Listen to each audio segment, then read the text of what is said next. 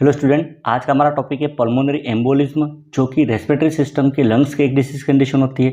तो सबसे पहले हम बात करते हैं ये एम्बोलिज्म क्या होता है। तो एम्बोलिज्म या एम्बोलस जो होता है वो किसी प्रकार का थ्रोम्बस या क्लॉट होता है या फिर प्लग होता है। प्लग का मतलब फैट ग्लोबुल से एयर बबल होता है, जो कि ब्लड स्ट्रीम के द्वारा किसी ब्लड वेसल्स के अंदर जाता है। उसके बाद उसके अंदर ब्लॉकेज पैदा करता है। ब्लॉकेज के कारण से वहाँ पर ब्लड सप्लाई जो है वो ऑब्स्ट्रक्ट मतलब अवरोध हो जाती है, मतलब उस एरिया के अंदर ब्लड सप्लाई जो है वो नहीं हो पाती।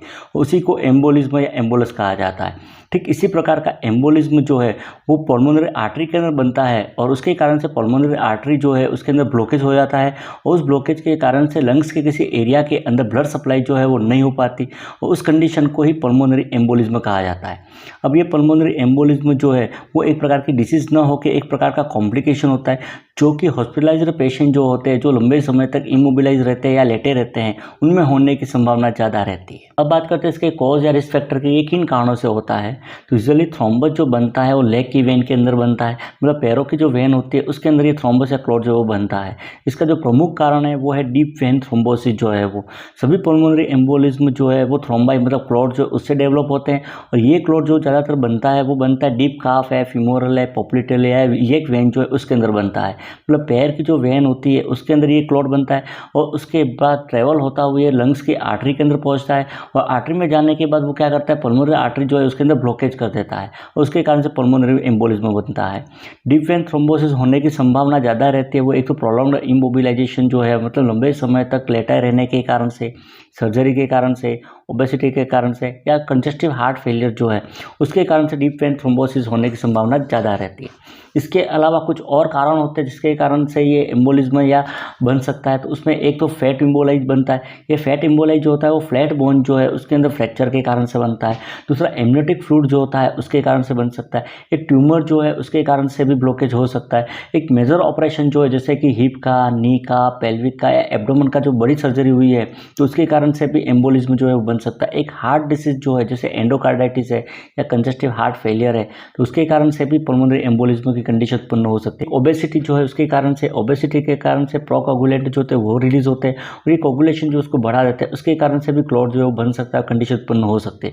इसके अलावा वे फैक्टर जो ब्लड क्लॉटिंग प्रॉपर्टीज जो है उसको प्रभावित कर सकते हैं, जैसे कि एस्ट्रोजन जो होता है वो एस्ट्रोजन जैसा हार्मोनल कॉन्ट्रासेप्टिव पिल जो होती है, मतलब गर्भ निरोधक गोलियां जो है वो लेते हैं तो उसमें एस्ट्रोजन होता है और एस्ट्रोजन के कारण से भी ब्लड कोगुलेशन जो है उसके अंदर अल्टरेशन होगा, ब्लड की क्लॉटिंग की प्रक्रिया जो है बढ़ जाएगी और क्लॉट का फॉर्मेशन होगा। दूसरा जेनेटिक थ्रोम्बोफिलिया की कंडीशन होती है। थ्रोम्बोफिलिया का मतलब होता है कि उसमें क्लॉट जो होता है उसका फॉर्मेशन इजीली होता है, मतलब ज़्यादा मात्रा में ब्लड क्लॉटिंग होती है, उसको जेनेटिक थ्रोम्बोफिलिया कहा जाता है। तो उसके कारण से भी पल्मोनरी एम्बोलिज्म की संभावना बढ़ सकती है। एक एक्वायर्ड थ्रोम्बोफिलिया की कंडीशन होती है जैसा कि नेफ्रोटिक सिंड्रोम के कारण से या और कोई डिसीज कंडीशन है तो उसमें भी थ्रोम्बस की संभावना बढ़ेगी। एक कैंसर जो है उसके कारण से भी हो सकता है कि कैंसर के कारण से प्रोकोगुलेंट जो है उसका सिक्रेशन ज़्यादा होगा और उसके ज़्यादा सिक्रेशन के कारण से भी क्लॉट जो है बनेगा और उसके कारण पल्मोनरी एम्बोलिज्म हो सकता है। तो ये तो इसके कॉज एंड रिस्क फैक्टर हो जाएंगे। अब बात करते हैं कि पल्मोनरी एम्बोलिज्म होता कैसे, मतलब इसकी पैथोफिजियोलॉजी। तो नॉर्मली क्या होगा कि डीप वेन थ्रोम्बोसिस के कारण से क्या होगा, कोई एम्बोलस जो है उसका फॉर्मेशन होगा। यही एम्बुलेंस जो है वो ट्रैवल करता हुआ कहाँ चला जाएगा, लंग्स के अंदर चला जाएगा। लंग्स में जाने के बाद ये पल्मोनरी वास्कुलेचर जो है, मतलब पल्मोनरी आर्टरी जो है उसके अंदर पहुंच जाएगा और वहाँ जाके वो क्या करेगा, पल्मोनरी आर्टरी जो है उसके अंदर ब्लॉकेज कर देगा। मतलब उसके कारण से ब्लड फ्लो जो होगा उसके अंदर क्या होगा, अवरोध पैदा हो जाएगा। ब्लड फ्लो में अवरोध पैदा होने के कारण से लंग्स का कोई पर्टिकुलर एरिया या पर्टिकुलर टिश्यू जो होता है, कोई भाग जो होता है उसके अंदर ब्लड फ्लो जो होगा वो कम होगा और ब्लड फ्लो कम होने के कारण से वहाँ पर टिश्यू परफ्यूजन जो होगा वो डिक्रीज हो जाएगा। जिससे वहाँ पर टिश्यू परफ्यूजन डिक्रीज होगा, वहाँ की जो ब्लड वेसल जो होते हैं वो क्या हो जाएगी, कोलैप्स हो जाएगी और ब्लड वेसल्स कोलैप्स होने के कारण से वहाँ पर पल्मोनरी आर्टरी जो है उसके अंदर प्रेशर जो है इंक्रीज होगा और यही प्रेशर इंक्रीज होगा तो प्रेशर कहाँ बढ़ेगा, राइट साइड हार्ट जो है वहाँ पर प्रेशर इंक्रीज होगा। राइट साइड हार्ट में प्रेशर इंक्रीज होने के कारण से राइट साइड हार्ट फेलियर की कंडीशन होगी।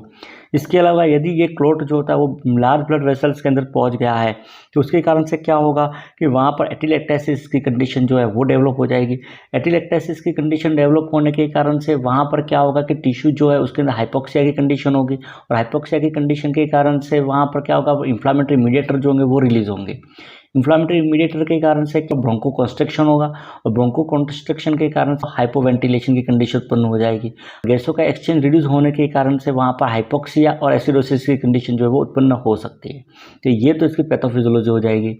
नेक्स्ट इसके साइन एंड सिम्टम मतलब क्या लक्षण दिखाई देते हैं। तो पल्मोनरी एम्बोलिज्म के अंदर एक तो डिस्निया की कंडीशन हो सकती है, मतलब ब्रीथिंग के अंदर डिफिकल्टी हो सकती है या शॉर्टनेस ऑफ ब्रीथ हो सकता है। सेकंड सीवियर चेस्ट पेन होता है, मतलब छाती में दर्द होता है।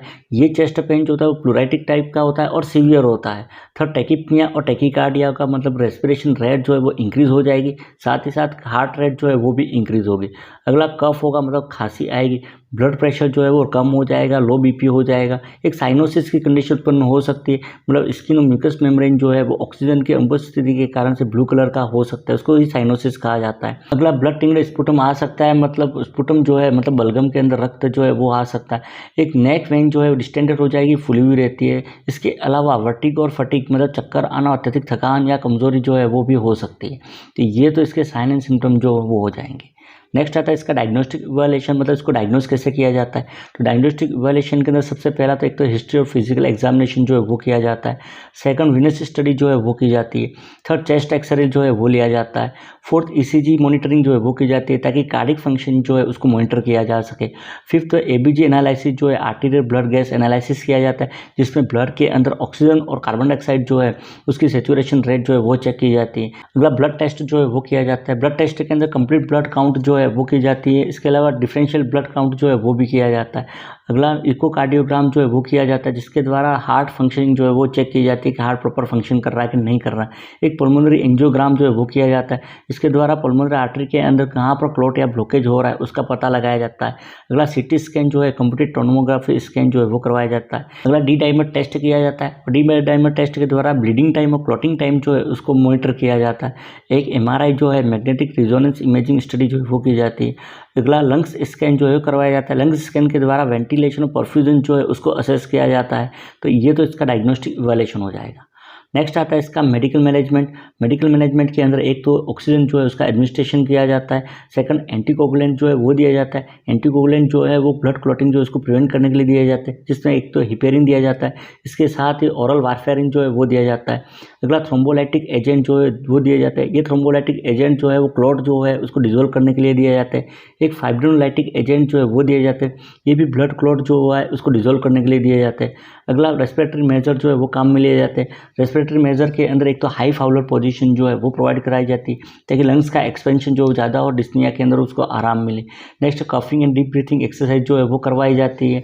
यदि सीवियर हाइपोक्सीमिया की कंडीशन हो रही है तो उस कंडीशन में इंट्यूबेशन किया जाता है और उसके बाद पेशेंट को मैकेनिकल वेंटिलेशन जो है उसके ऊपर रखा जाता है, मतलब वेंटिलेटर के ऊपर पेशेंट को रखा जाता है। तो ये तो इसका मेडिकल मैनेजमेंट हो जाएगा। सर्जिकल मैनेजमेंट, तो सर्जिकल मैनेजमेंट में एक तो एम्बोलेक्टोमी की जाती है, जिसमें क्या होता है सर्जरी के द्वारा जो एम्बोलिज्म जो है उसको ही रिमूव किया जाता है। दूसरा जो की जाती है इंफीरियर वीना केवा फिल्टर जो है वो की जाती है, जिसमें क्या करता है एक फ़िल्टर होता है, उस फिल्टर को इंफीरियर वीना केवा जो है उसके अंदर इंसर्ट कर दिया जाता है और ये फिल्टर जो होता है वो क्या करता है क्लॉट जो होता है उसको फिल्टर कर लेता है, उसके बाद पल्मोनरी आर्टरी के अंदर ब्लड जो है उसको भेजने का काम करता है। तो ये तो सर्जिकल मैनेजमेंट हो जाएगा। नर्सिंग मैनेजमेंट के लिए रेस्पिरेटरी सिस्टम जो है उसकी सभी डिसीज़ का कॉमन नर्सिंग केयर प्लान जो है उसका लिंक डिस्क्रिप्शन में है, वहाँ से आप देख सकते हैं। नर्सिंग रिलेटेड और वीडियो देखने के लिए चैनल को सब्सक्राइब कीजिए। Thank you.